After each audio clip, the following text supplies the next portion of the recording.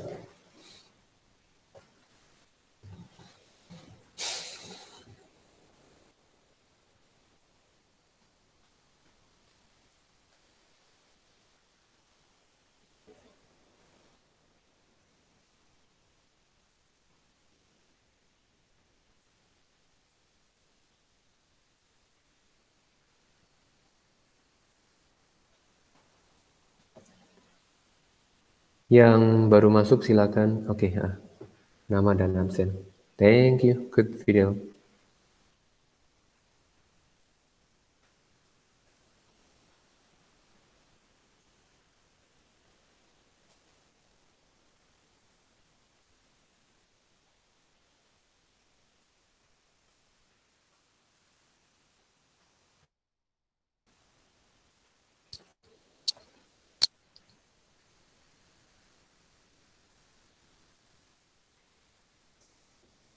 Oke, yang sudah kita aktifkan Sokratifnya. Kita aktifkan Sokratif.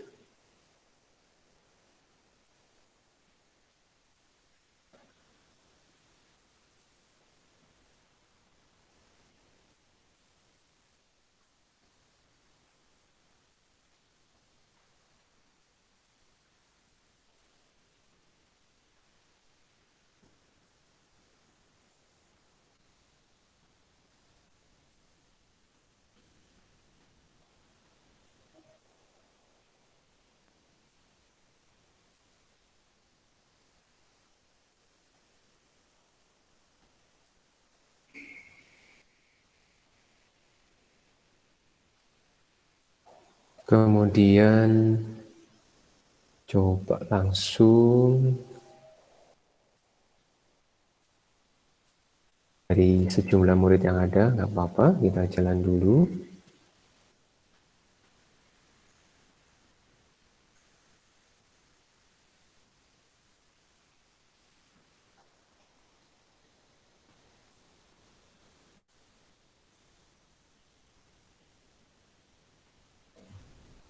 Oke, yuk.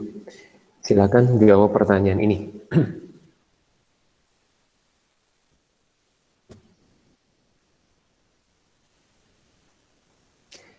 Demokritus. Yang sudah join, tulis nama, absen, nomor absen, kemudian aktifkan Sokratifnya.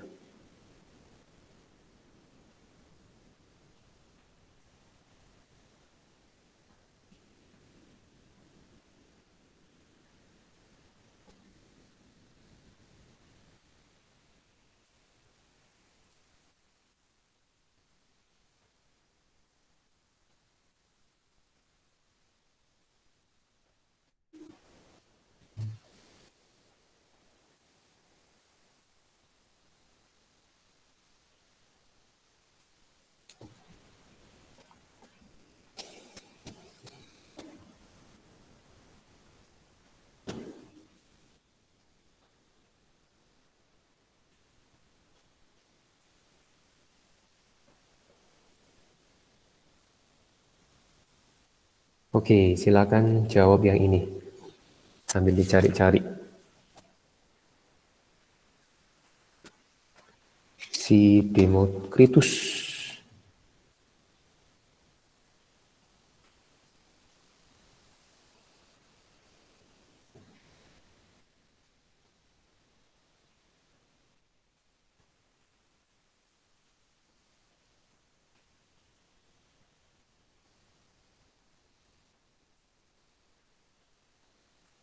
Discontinue.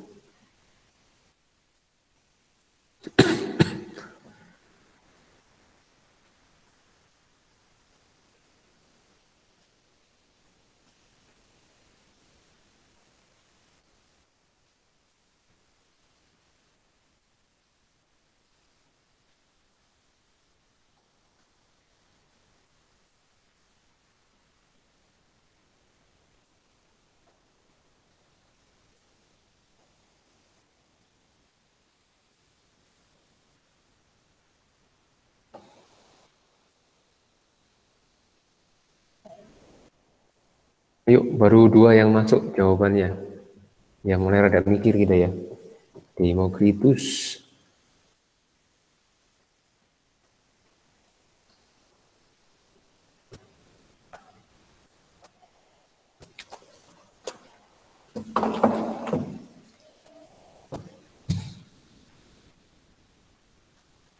Ya, baru 5.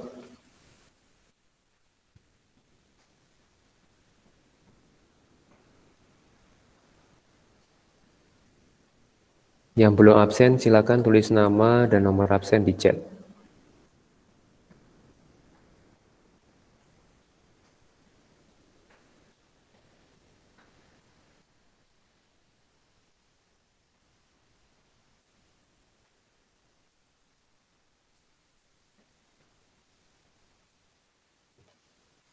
Oke, baru 6 yang menjawab.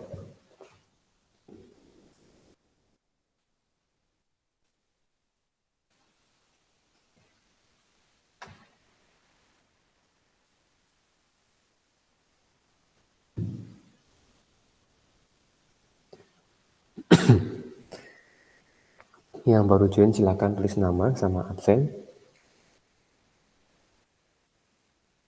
Kemudian aktifkan Sokratif.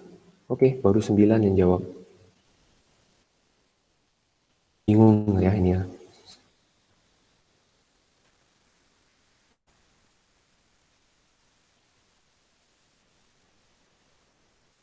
Ada di halaman 38.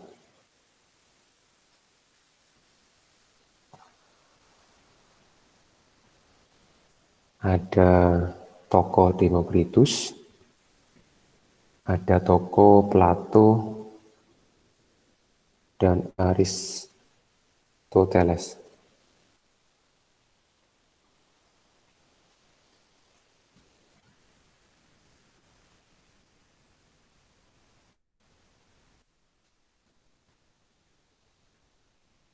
Dua belas baru jawab.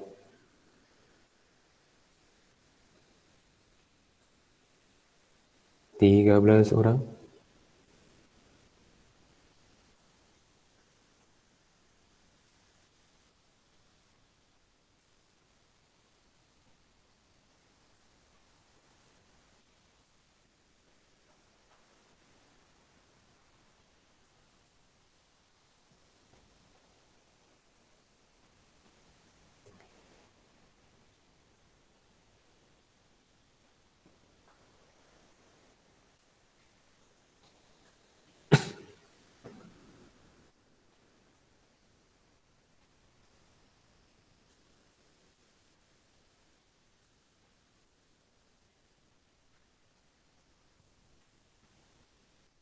Ya, Katanya Devon masuknya rada telat, jangan lupa wifi-nya mati.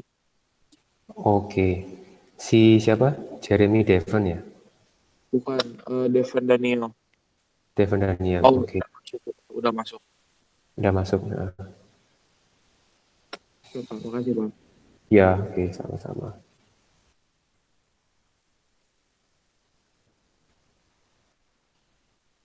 Oke, baru 20 orang yang ini yang ngasih respon, ngasih jawaban ya.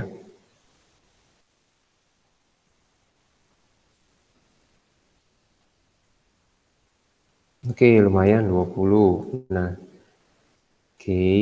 Nah, jawaban yang banyak itu oke, ada di sini ya. Jadi jawaban yang terbanyak itu milih A.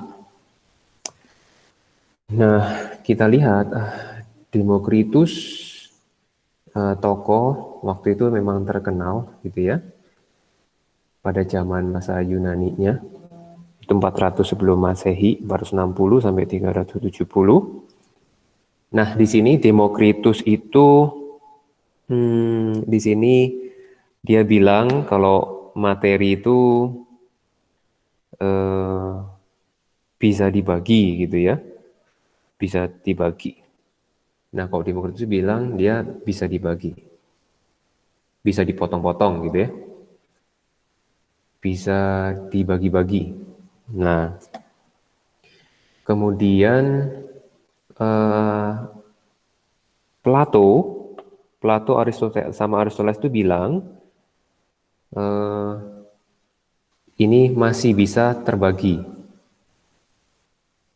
Nah, bahasa di buku mah beda ya. Maksudnya agak beda tapi artinya sama.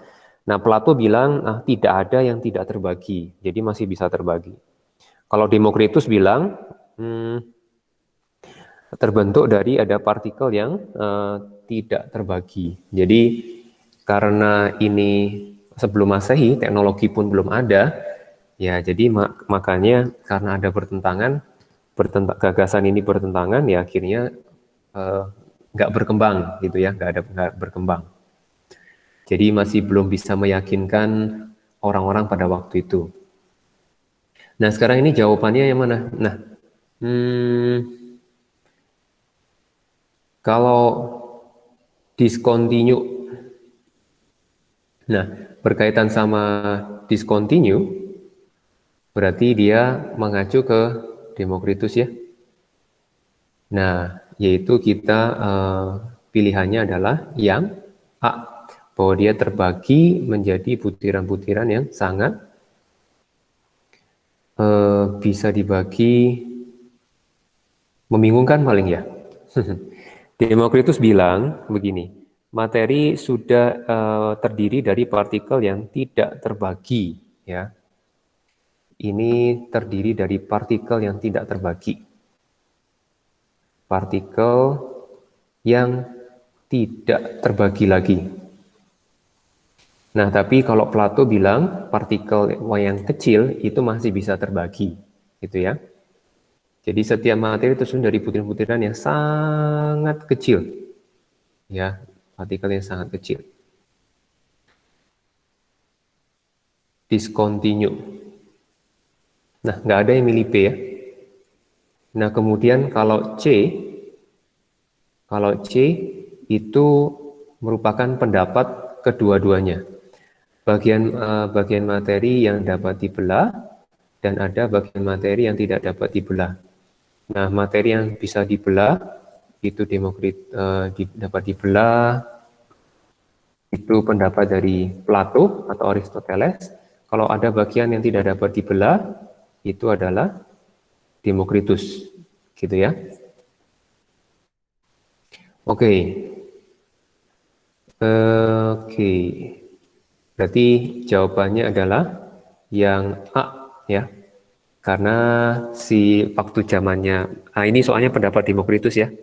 Si Demokritus itu bilang suatu benda kalau terpotong-potong, dia pasti ada bagian yang nggak bisa dibagi lagi, ada bagian yang terkecil, begitu ya, ada bagian terkecil. Kalau yang mengenai E, itu mereka belum kenal namanya inti, ya. Jadi nggak bisa kita pakai. Materi tidak dapat dibelah-belah. Nah, dia masih bisa dibelah, masih dapat dibelah-belah, tapi dia menjadi bagian yang terkecil. Jadi bagian terkecil, nah itu yang disebut oleh kita yang sebut atom namanya, ya. Oke, kita lanjut. Yang berikutnya,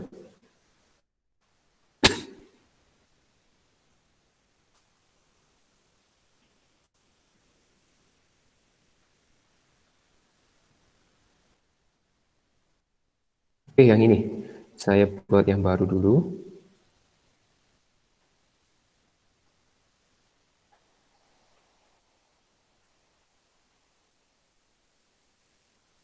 Oke, silakan.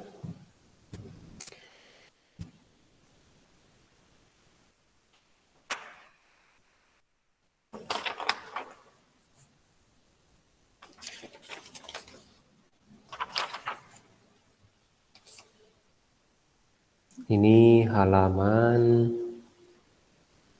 42.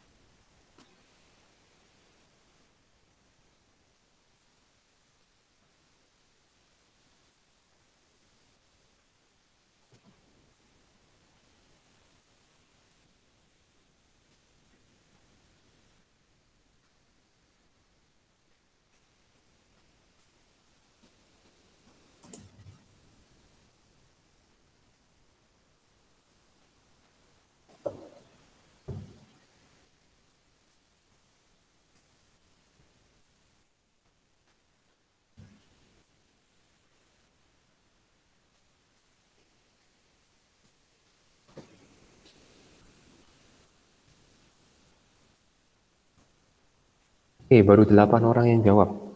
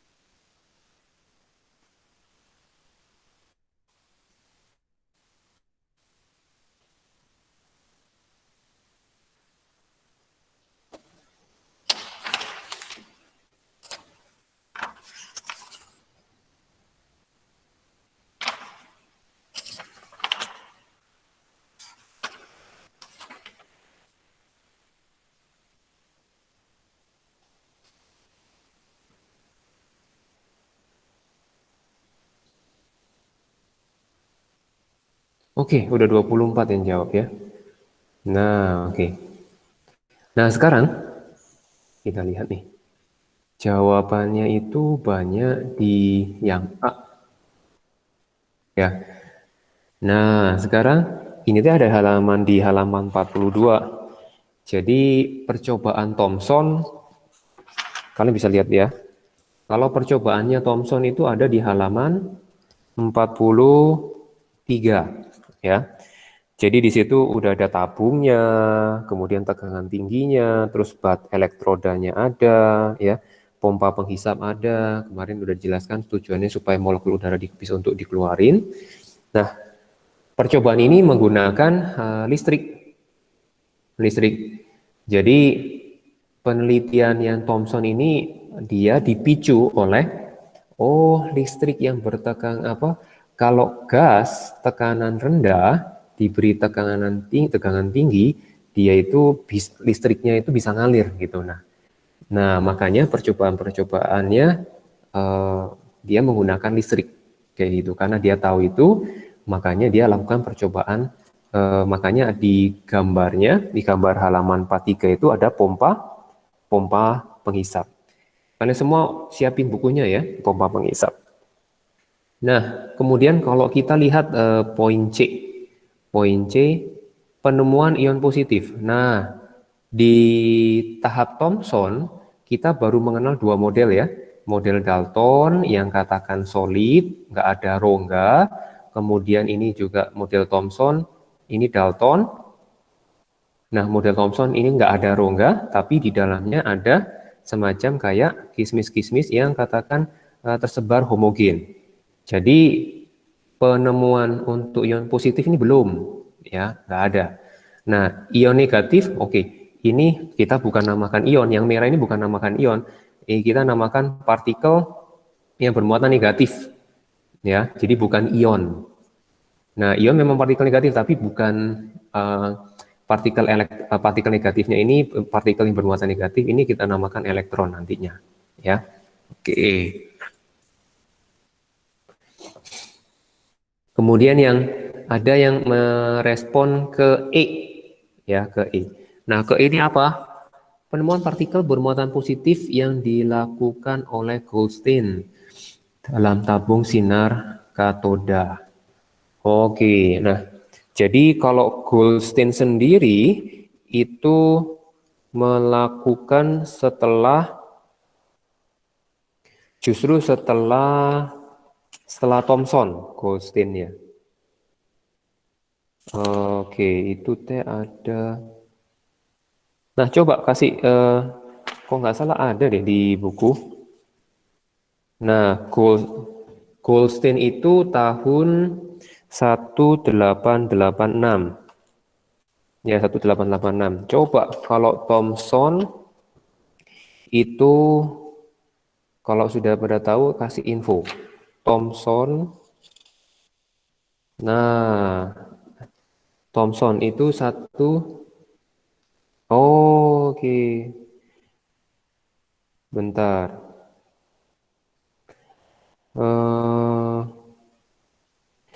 Oke, memang Thomson, kalau si partikel negatif, elektron ditemukan pada tahun 1900. Nah, elektron memang namanya namanya itu dikemukakan, oh ini nama elektron itu tahun 1900.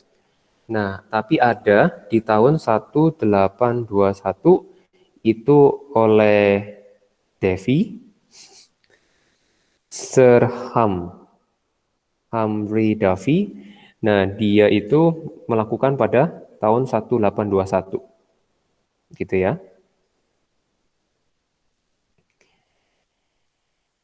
Coba, saya tergelitik ya.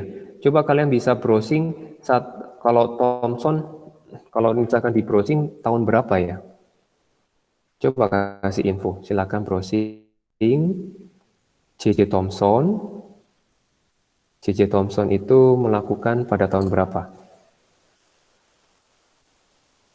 Thomson.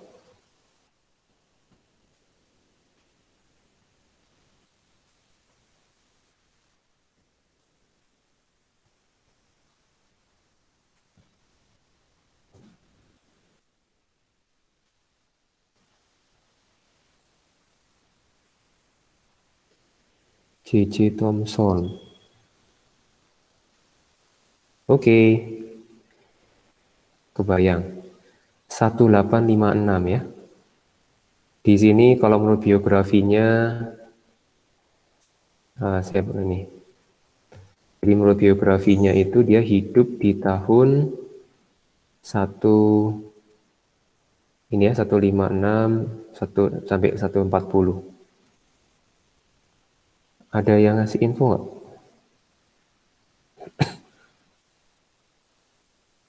Oke, 1897. Oke, thank you. Berarti 1897 itu Thomson ya, 1897. Oke, berarti benar ya, Goldstein duluan ya. Jadi Goldstein duluan, positifnya mungkin terus kemudian, tapi bukan yang apa ya, yang men-trigger untuk Thomson melakukan tuh bukan penemuan dari Goldstein, bukan. Tapi dia mengawali oleh karena ini.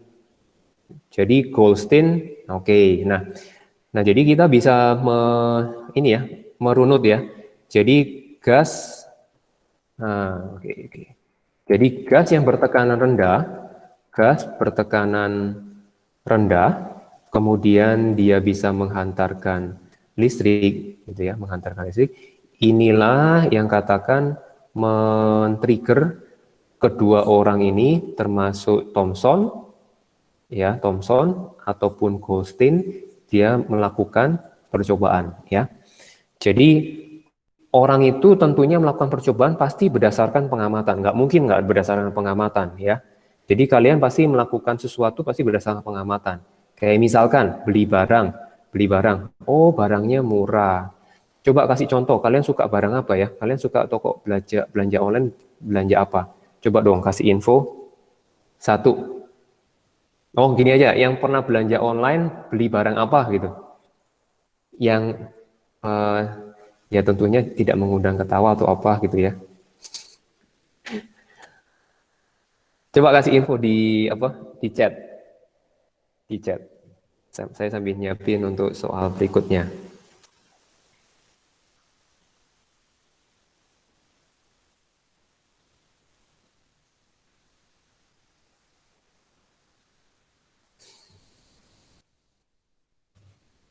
Limon.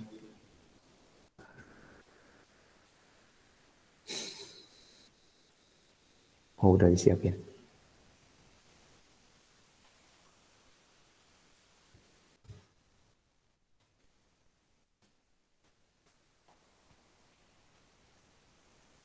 Casing. Oke, makanan atau casing. Nah, pasti kalau kalian melakukan eksekusi beli makanan atau beli casing, nah pasti kan apa namanya ada informasi mungkin temen casingnya ini bagus. Oh iya ya, casingnya bagus. Jadi pasti segala sesuatu tindakan kita pasti punya reason, termasuk si yang namanya si apa Thomson ataupun Goldfin dia juga melakukan hal yang sama gitu ya. Yang men-trigger itu ini kedua-duanya. Oke. Itu yang mengawali. Yap. Nah, nah yang ini. Nah, mungkin gampang saya riset dulu. Riset. Oke, lanjut. Nah, ini gampang. Ayo. Kalian bolak-balik bukunya. Kalian harus baca ya. Kita belajar prosesnya nih.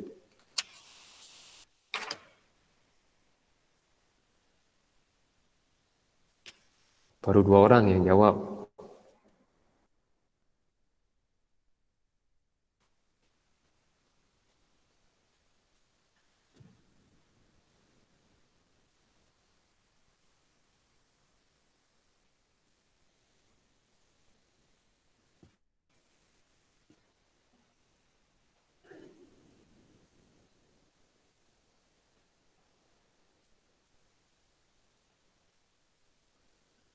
Baru 12. Oke, mulai ada pecah. Ada 2 jawaban nih. Tadi 3 soal yang tadi.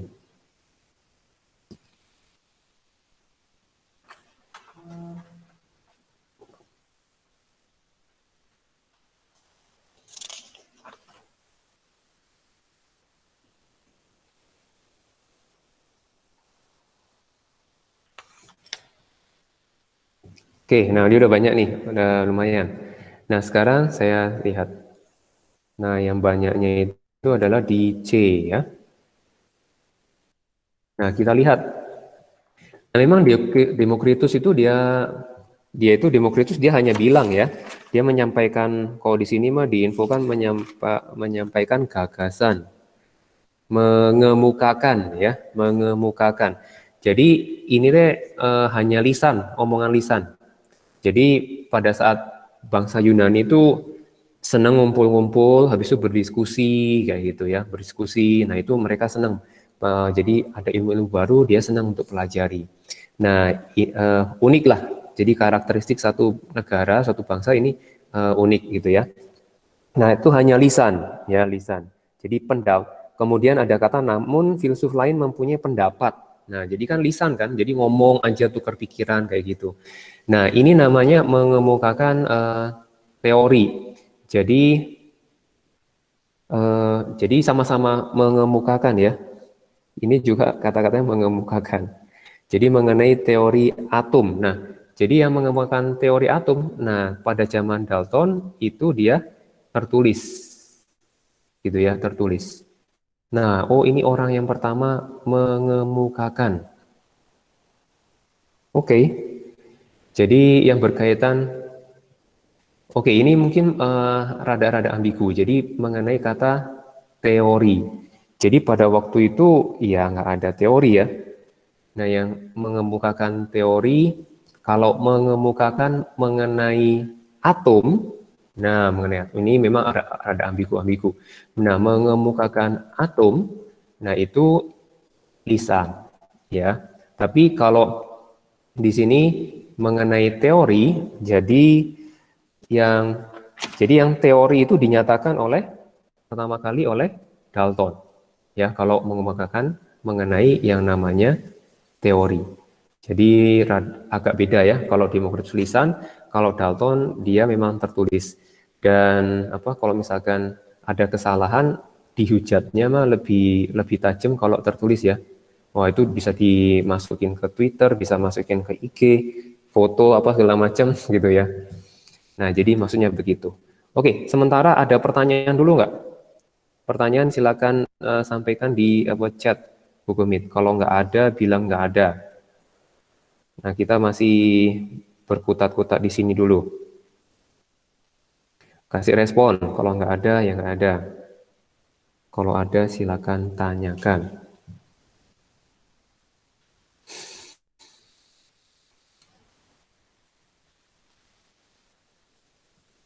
Oke. Nah, berikutnya, wow.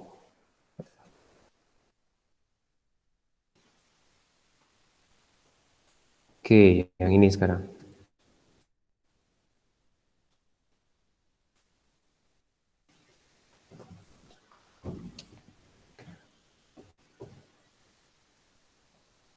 Saya riset dulu. Saya belum riset.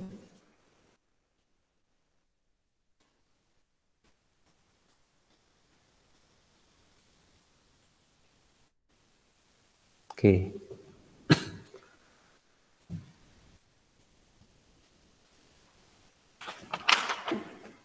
Ini ada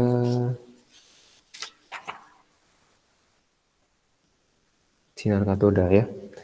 Di halaman 43.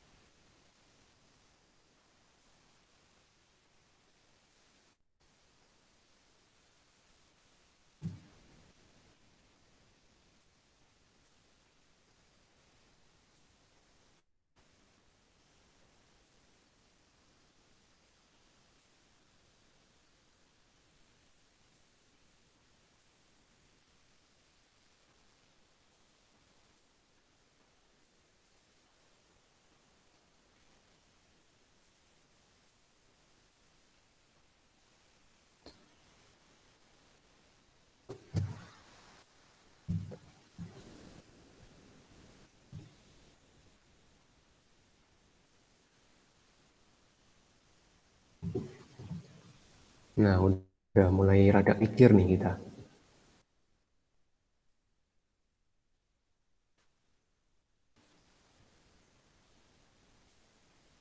Oke, baru 7 orang. Yuk, yang lain. Pilih aja, nggak apa-apa. Supaya saya tahu lebih banyak mayoritas milih apa, pendapatnya ada di mana gitu ya.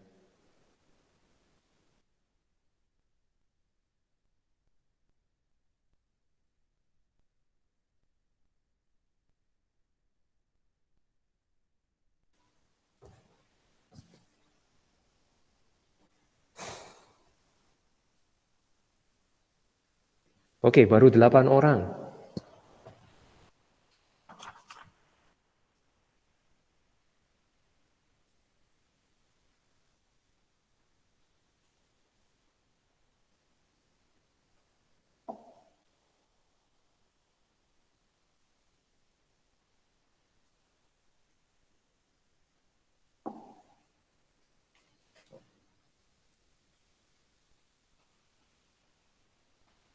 Empat belas.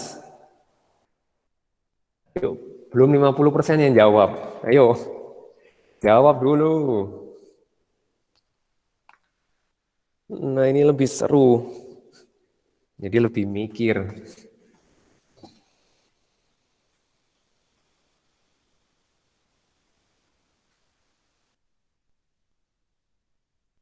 Oke, udah lanjutin ya, nggak apa-apa. Ini kalian perlu aktif loh. Kalau nggak aktif, ini ya maksudnya belajar, karena ya menyesuaikan lah. Karena memang perlu mau nggak mau, eh, namanya perubahan memang nggak enak. Siapa mau orang berubah? Kadang susah. Tapi perubahan itu kalau perubahan ke arah yang lebih baik, why not gitu ya?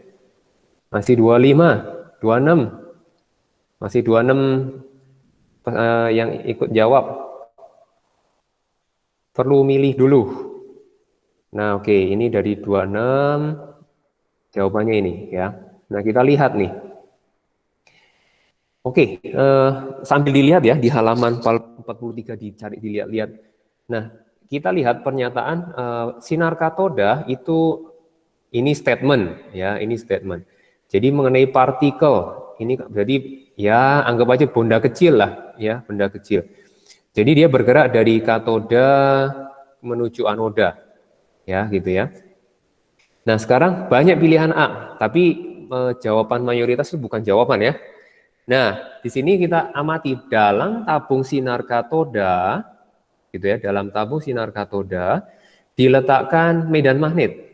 Ternyata sinar katoda membelok ke kutub positif. Ini pernyataan yang nggak mendukung ini, ya, bukan mendukung. Nah, ini justru yang A itu menunjukkan bahwa dia bermuatan, ini menunjukkan bermuatan negatif, gitu ya, membelok ke kutub dalam medan magnet ternyata membelok ke kutub positif, gitu ya. Nah, ini masih belum bisa melihat ada partikel yang bergerak dari katoda ke anoda, gitu ya. Nah, kemudian jawabannya B. Coba jawaban B. Nah, jawaban B itu kita lihat sinar katoda baru terbentuk bila tegangan listrik yang digunakan cukup tinggi. Nggak memberikan pernyataan yang menunjuk bahwa dia bergerak dari katoda ke anoda. Enggak. Dia masih belum cukup informasi. Tegangan tinggi. Ya memang tadi kan gas yang bertekanan rendah, kasih tegangan tinggi, dia bisa menghantarkan listrik ya. Nah, sekarang yang C, sinar katoda dapat menyebabkan gas dalam tabung berpijar. Nah, ini enggak, ya memang ada pijaran, tapi enggak membantu kita untuk menyimpulkan sesuatu gitu ya. Oke, yang kemudian kalau yang ini enggak ada yang jawab. Oke, enggak ada yang jawab. Nah, pernyataan yang salah kayaknya ya. Nah, sekarang yang terakhir, yang E. Sinar katoda dapat menggerakkan kincir, gitu ya, kincir, dan adanya bayangan kincir di depan katoda. Nah, ini yang membantu kita bahwa ada partikel yang bergerak. Jadi, ini katoda, ini anoda. Nah, kemudian dikasih kincir. Nah, anoda ini kincir angin, ya. Jadi ketika dia kasih listrik, ternyata di sini ada pendarahan cahaya. Nah, terus kincirnya juga dia muter. Jadi kalau nggak muter, berarti dia bukan benda kecil. Coba bayangin ya, kincirnya kan pasti saya juga bingung mengenai kincir di sini sendiri gimana. Nah, sekarang kalau kincir saya cari aja di sini di googling. Nah, kincir angin, it's map. Jadi kalau kincir itu kan ada apanya ya? Ada ini kan, dia kan nggak lurus kan, dia belok gitu ya. Supaya kalau ada angin dia bisa gerak kan. Jadi nggak mungkin dia datar gitu, pasti dia dimiringin. Yang namanya kincir. Nah, jadi kalau kita lihat di sini yang namanya kincir, pasti kalau yang kita perhatikan, kalau misalkan nggak ada yang menabrak di sini, pasti dia nggak bisa muter, pasti ya. Jadi kenapa dia bisa berputar? Karena dia ada partikel kecil yang nabrak, gitu ya. Jadi harapannya cukup jelas. Nah, kalau misalkan kita bawa kincir, kita bawa lari, itu kan bergerak si muter. Kenapa? Karena kita si kipasnya itu dia kena molekul atau partikel udara. Jadi mau nggak mau dia menghantam karena dia posisi miring, makanya dia berputar, gitu ya. Nah, maka jawabannya adalah jawaban yang E, gitu ya.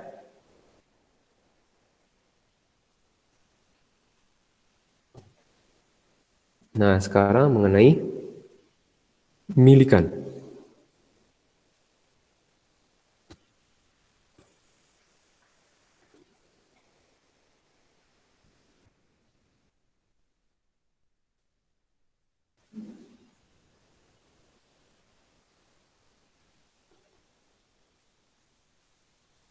Tiga satu ya baru jawab tadi ya.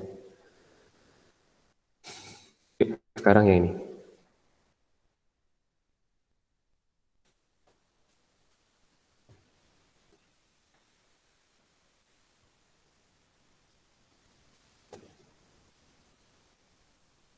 Milikan itu ada di halaman 44.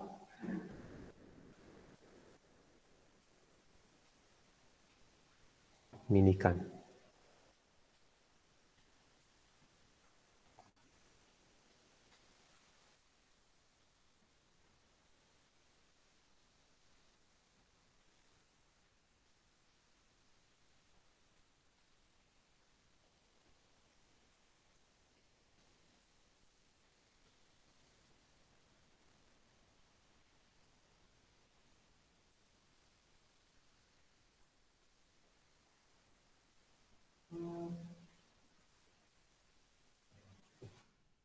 Saya cek.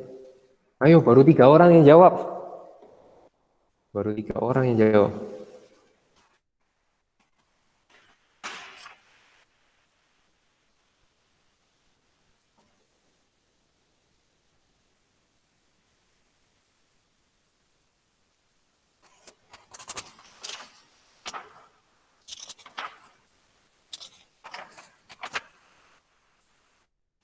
Enam orang.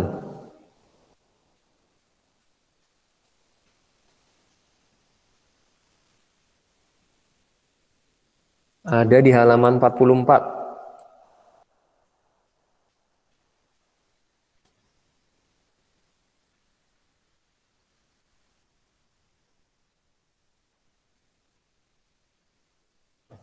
Oke. Wah, ini apa? Nggak ini kan, kalian nggak sekongkelan kan? Maksudnya,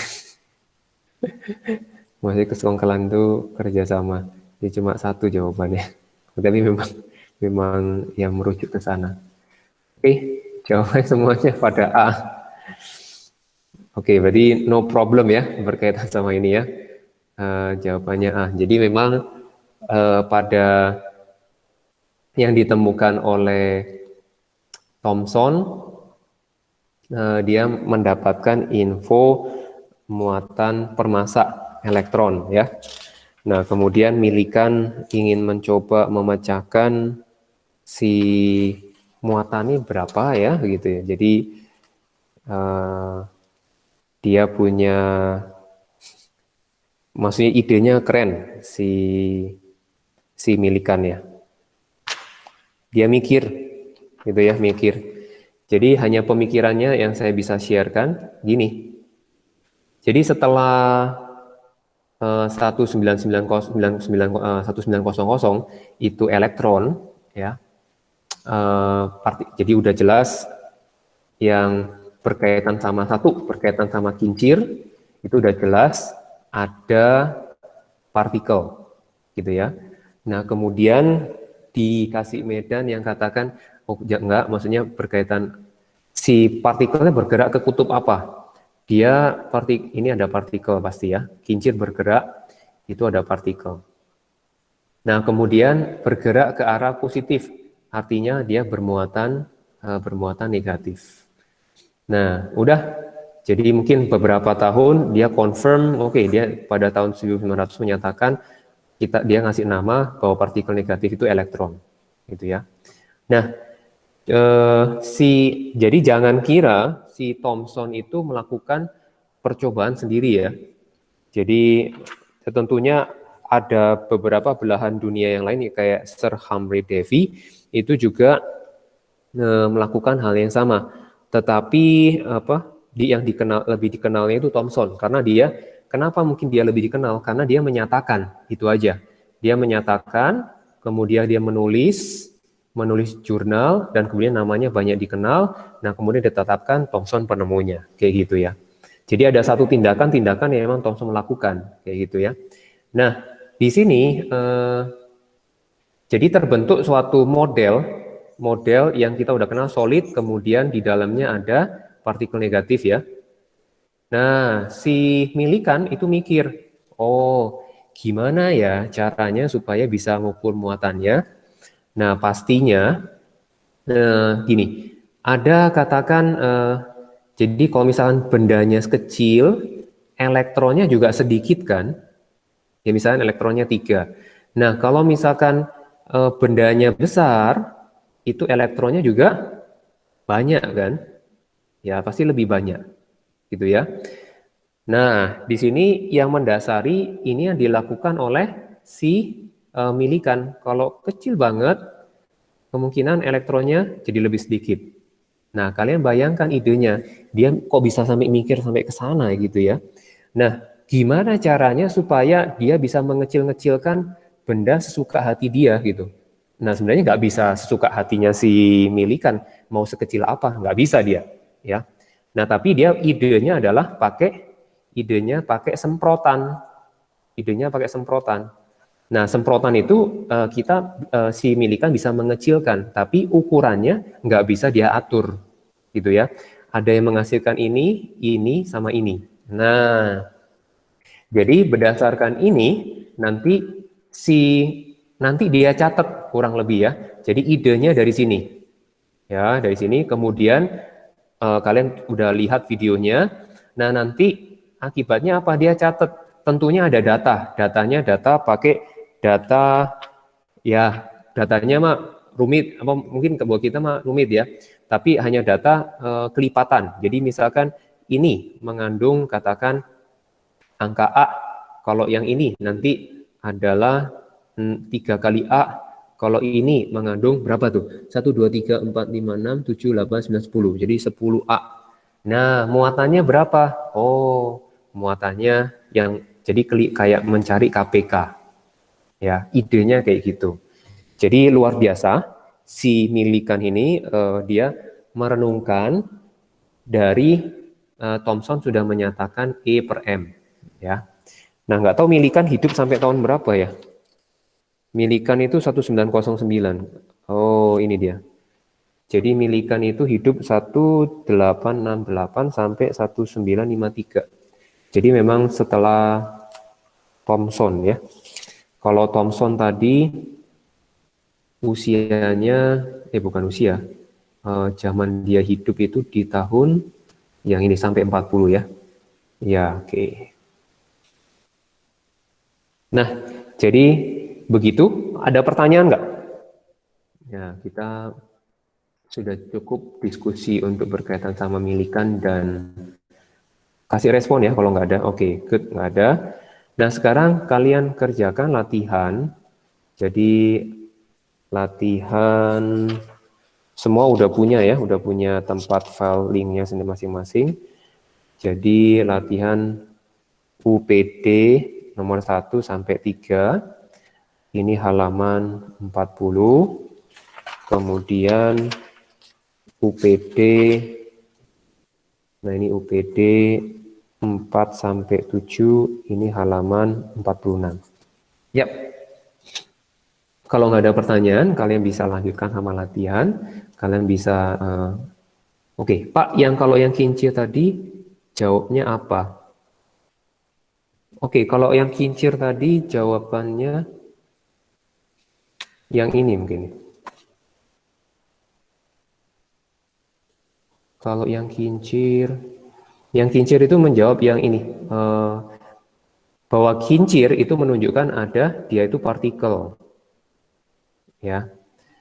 Kemudian dan posisi kincirnya itu dipasang di depan. Jadi gini, ini katodanya, katoda dipasang di depan di sini. Ini kincirnya di depan katoda. Nah, dia tuh bergerak ke sini.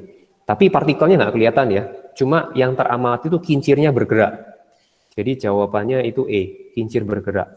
Jadi menggerakkan kincir. Nah, kalau misalkan anodanya ditaruh di sini, kincirnya taruh di sini, ya mungkin nggak bergerak kayak gitu.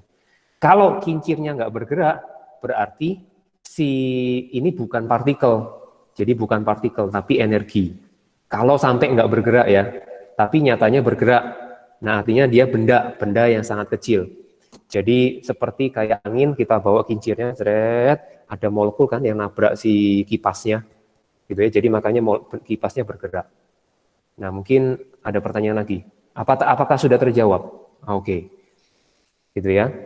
Nah, jadi silakan kerjakan UPD-nya. Kemudian sekarang sudah sih penjelasannya sudah selesai.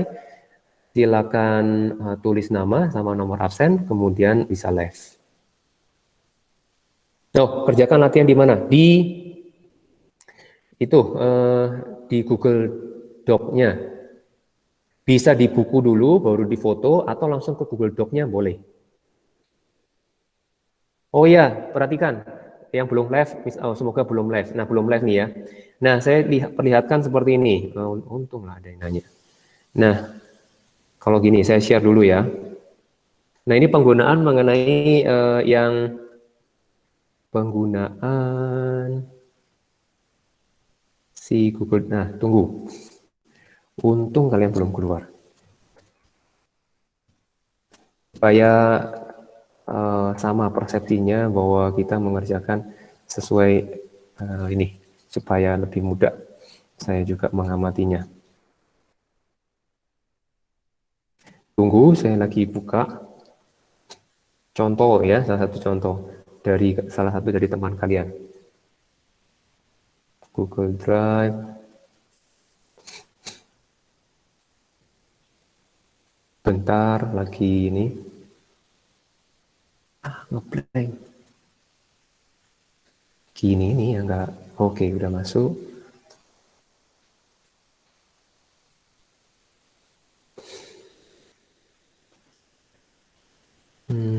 Masuk ke 10F.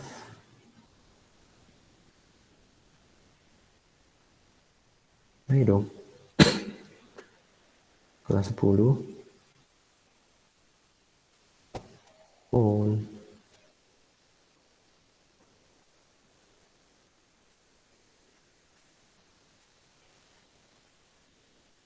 Saya share presenting. Ini stop. Saya share yang ini Google Drive-nya.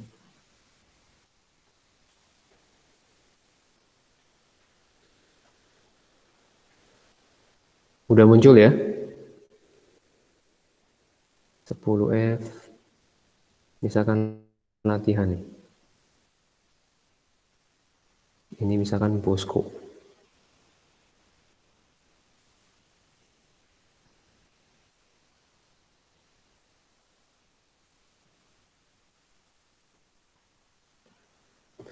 Oke, nah yang ini caranya kalian pakai teks ya.